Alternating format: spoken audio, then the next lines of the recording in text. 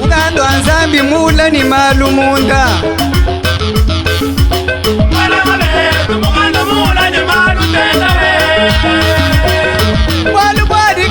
Mugando anzambi mula ni malumunda diri wakabangu. Kuyamba nyonyo mutombo mulunda wanye. Ngano angambile memu wabamba lumba kalongo. Mugando mula ni malumunda sona mushimba tele jayi kwa lobo. Mugando mula ni malu. Uritubangiru kumugando wa madu. Honorable Président des Assemblées provinciales, leurs Excellences, Madame et Messieurs les ministres, les gouverneurs des provinces, honorables membres des bureaux des Assemblées provinciales, Mesdames, Messieurs les ministres provinciaux, Messieurs les membres du Conseil provincial de sécurité, Messieurs les présidents de l'Equity Bank Kenya et Equity Bank RDC, très chers partenaires, distingués invités à vos titres et qualités, toutes préséances observées. La province de Lomami est une province à diversité culturelle et ethnique. 4 langues suivantes y sont parlées: les Song et les Luba dans le territoire de Cabinda et Lualaba. B. Les Kanyok et les Inkanichin dans le territoire de Luilu et la ville de Mweneditu. C. Les Luba, Kasai dans le territoire de Ngandajika, Luilu, Kamije, et enfin les Kete et Luba dans le territoire de Kamije. Cette diversité culturelle est une richesse et une force pour notre province de Lomami. Parlant maintenant des potentialités de la province de Lomami, la province de Lomami présente des potentialités ci-après. La province de Lomami est une province d'abord agro-pastorale. Elle a une immense étendue qui couvre plus de 50% des terres arabes propices à des cultures variables. Nous avons les cultures vivrières et les cultures pérennes. 1. Les cultures vivrières. Les cultures vivrières sont plantées au territoire de Ngandajika, Luilu, Lubao et Kabine. Le territoire de Ngandajika produit le maïs, le manioc en grande quantité. Le territoire de Luilu produit le maïs, le manioc en grande quantité. Le territoire de Lubao produit les riz et l'arachide en grande quantité. Et Kabine aussi qui nous produit aussi le maïs. Le territoire de Ngandajik, considéré comme grenier agricole du Kasaï, a plus de 40 000 hectares inexploités dans le secteur de Balouba Chankadi.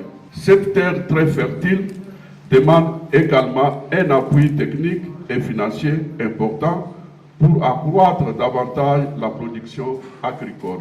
Les cultures pérennes sont exploitées au territoire de Cabinda et de Lubao. Le territoire de Lubao nourrit la province du Haut-Katanga, la province de Lualaba et la province de Haut-Lomami en huile de palme. En dehors de ces deux territoires, le territoire de Luilu a encore de nombreux espaces verts de plus de 50 000 hectares inexploités. Il existe en plus un grand centre de recherche agronomique et une ferme sémencière de grande renommée en Poy dans le territoire de Ngandajik. Ces potentialités méritent un appui technique et financier dans le cadre de la recherche agronomique, la multiplication des semences et la lutte contre l'insécurité alimentaire. Sur le plan de l'élevage, force est de noter que la province de Lomami a plusieurs fermes d'élevage laissées depuis le temps colonial dans presque tous les 5 territoires. À titre illustratif, nous avons les fermes de Kambaï dans les territoires de Luilu, Mwango et Ngandajika, et tant d'autres à Kamiji et à Lubao. Toutes ces potentialités exigent l'appui technique et financier pour être exploitées. En matière de pêche, la province de Lomami a d'importants affluents au fleuve Congo, qui regorge des poissons de toutes sortes, dont certains meurent de vieillesse faute d'exploitation.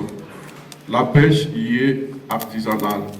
Toutefois, il existe un grand centre d'alevinage piscicole à Cap-Tchoji, en Ngandajika, dans les territoires répondant au même nom. Sur le plan minier, la province de Lomami dispose d'importantes potentialités de gisements recouvrant des différents minéraux dont voici les diamants dans le territoire de Cabinda et Lubao, l'or au territoire de Luilu, Cabinda, Lubao, les cuivres à Luilu, Cabinda et à Lubao, le fer à Luilu et à Cabinda, les roches de ciment et chaud dans le territoire de Ngandajika, les marbres et manganèse à l'huile. La liste reste longue et cela exige de grandes prospections. Toutefois, il y a lieu de souligner que l'exploitation de ces minéraux est encore artisanale. C'est pourquoi nous plaidons en faveur des grands investisseurs en vue d'exploitation industrielle de ces minéraux, pouvant assurer des débouchés commerciaux non seulement en République démocratique du Congo et au Kenya, mais aussi dans d'autres États. En outre, précisons que la province de Lomami, considérée aujourd'hui comme une province à venir, a un arsenal de minéraux qui demande à être certifié pour une bonne commercialisation. Voilà pourquoi il est impérieux de faire un plaidoyer en faveur de cette certification. Sur le plan énergie et des hydrocarbures, la province de Lomami est une des rares provinces de la République démocratique du Congo qui conserve des grandes potentialités d'énergie et des hydrocarbures. Les études menées nous renseignent plus de 14 sites éligibles en barrage électrique. Ces sites se présentent à travers les territoires composant la province, et c'est de manière ci-après. 1. Nous avons site de Chilomba à Luilu, nous avons site de Lujimbi à Cabinda. 3. Les sites Musakachi à Ngandajika. 4. Les sites Yambui à Mulundu. 5. Les sites Lukashi à Kamana. 6. Les sites Lupefu à Cabinda. 7. Les sites Kafumbu à Ngandajika. 8. Les sites Emba Boy à Lubao. 9.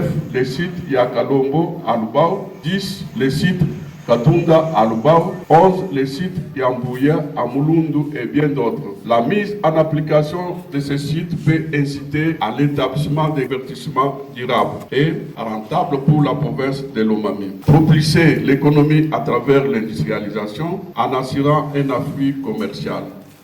Sans l'énergie électrique, on ne peut prétendre à un développement durable.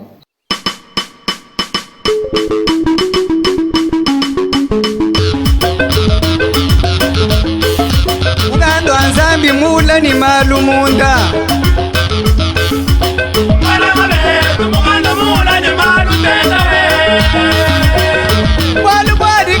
Mugando anzambi mula ni malumunda diri wakabangu.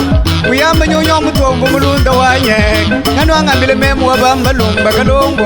Muganda mula ni malumunda sona mushimba tele jayi kwa lobo. Muganda mula ni malo. Turi tubangi kontrole hayi.